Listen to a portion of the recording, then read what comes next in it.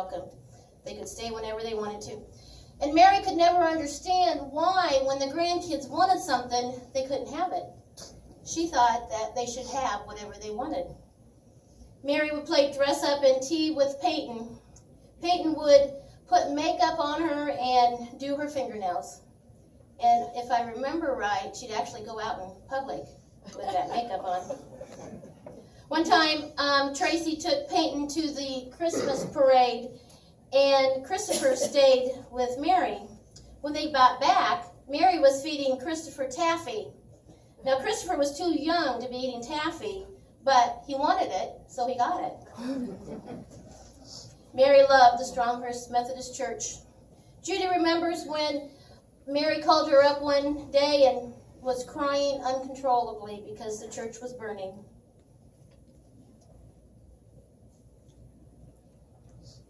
When Judy's son Mike first went into the Air Force, he would call home and want this sent or that sent, and he would always last.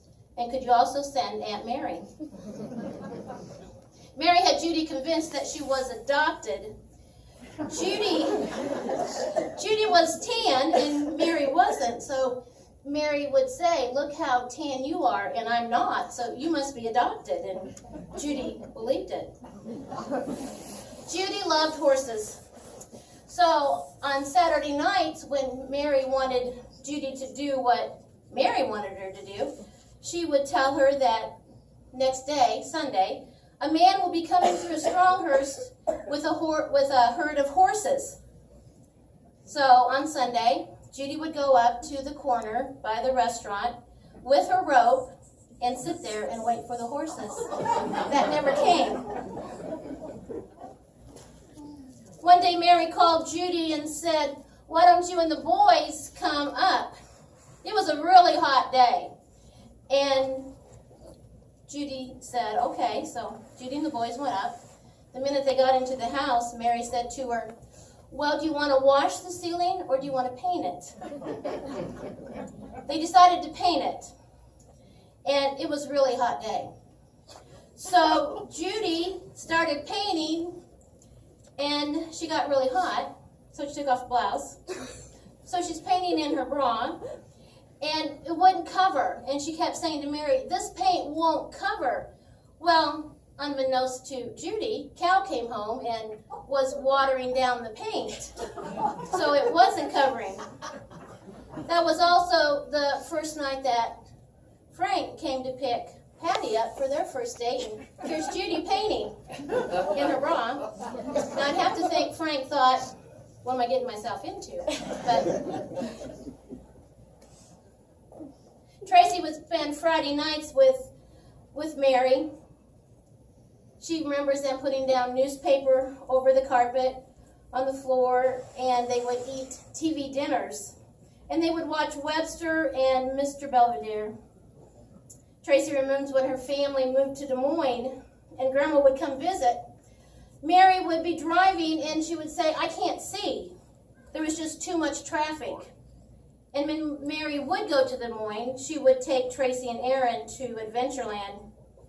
Tracy remembers visiting Mary when the flood of '93 happened. She was getting ready to go into college, and the bridge was closed, and Mary tried to convince her to stay and go to Carl Sandburg. But Tracy's mother called up and said, "No, you're coming home," and Tracy went home. Patty said she could not wait to move out of the house.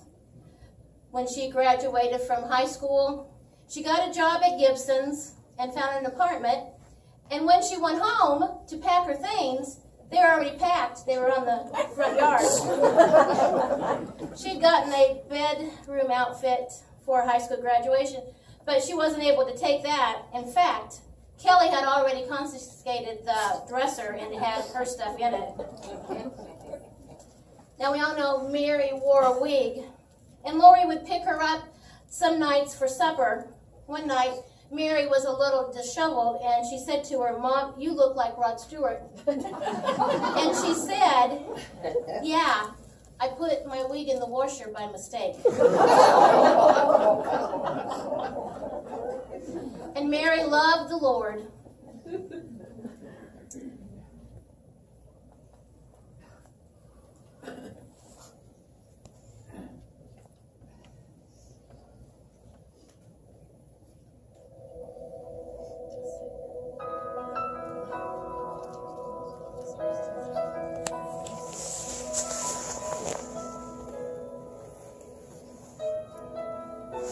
I can only imagine what it will be like when I walk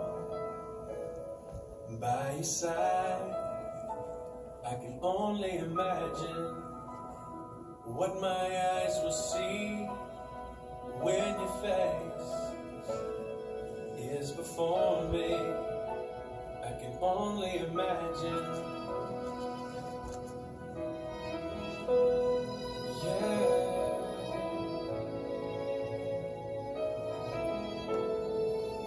Surrounded by your glory, what will my heart feel? Will I dance for you, Jesus?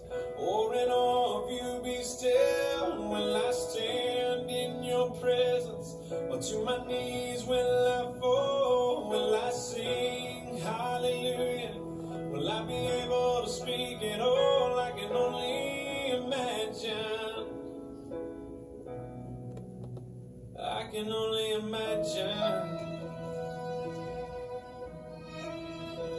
I can only imagine when that day comes and I find myself standing in the sun. I can only imagine when all I would do is forever worship you. I can only imagine, yeah. I can only imagine. Surrounded by your glory, what will my heart feel? Will I dance for you, Jesus? Or in awe of you be still? Will I stand in your presence? Or to my knees will I fall? Will I sing hallelujah? Will I be able to speak at all? I can only imagine. Yeah, I can only imagine. Surrounded by your glory, what will my heart feel? Will I dance for you, Jesus? Or in awe of you be still? Will I stand in your presence? Or to my knees will I fall? Will I sing hallelujah? Will I be able to speak at all? I can only imagine. Yeah, I can only imagine. I can only imagine. Yeah, I can only imagine. I can only imagine. I can only imagine.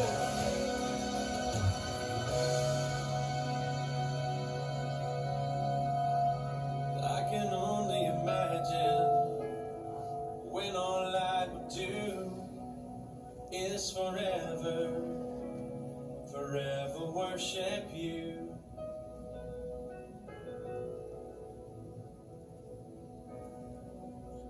I can only imagine.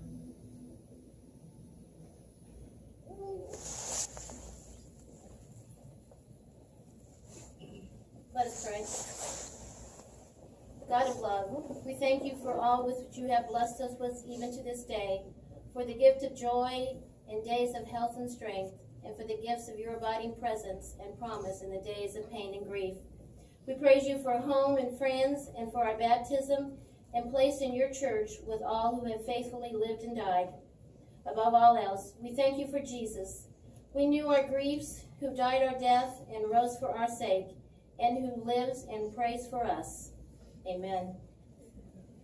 The family wanted me to invite you all back to the Stronghurst United Methodist Church for a luncheon, and we can share some more memories of Mary.